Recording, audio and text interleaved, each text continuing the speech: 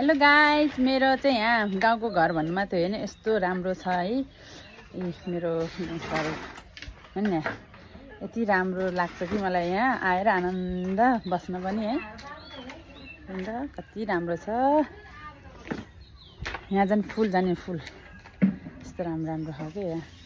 यो हाम्रो डिजाइनर ससुराबा हुनुहुन्छ, उहाँले चाहिँ आफैले नै यो सबै डिजाइन गर्नुभएको हो। उहाँले चाहिँ अरूको पनि घरहरू बनाउन जानुहुन्छ, ठेक्का लिनुहुन्छ होइन। त्यो सबै हेर्नु कस्तो राम्रो छ यो गार्डन। यो फुलहरू भयो, यो पनि सानो मगरको संस्कार जनाउने एउटा सानो घर पनि बनाउनु भएको छ है। कति राम्रो छ। तर यसलाई चाहिँ अब अहिले चाहिँ राखन धरनको रूपमा राख्नु भएको ससुराबाले। अनि यहाँ कति राम्रो राम्रो फुलहरू पनि छ है, रुखहरू पनि छ, सोपिसहरू। अनि यो चाहिँ के अरे वाटर के भन्छ यसलाई, वाटरफल हो यो चाहिँ। यहाँनिर मयूर पनि छ होइन।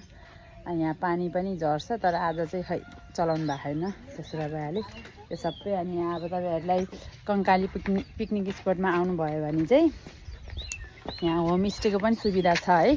होमस्टे पनि छ यहाँ, बन्दै गरेको यो होमस्टे फिन्सिङ हुँदैछ यहाँभित्र। तपाईँहरू आउन सक्नुहुन्छ है। कस्तो राम्रो छ हेर्नु त। हाम्रो गाउँ भन्ने कि के भने अब सहरको भन्दा यहाँ घर यहाँको झन् एकदमै राम्रो छ कि ठाउँ। तपाईँहरूलाई पनि अब पेन्टिङहरू यस्तो आर्टहरू घरमा गर्न मन लाग्यो भने चाहिँ मेरो ससुराबालाई कन्ट्याक्ट गर्न सक्नुहुन्छ है। उहाँको नाम चाहिँ एमबहादुर राणा हो। उहाँ थुप्रै ठाउँमा जानुहुन्छ, अहिले पनि हेटौडाबाट भर्खरै आइपुग्नु भएको छ है गाइज।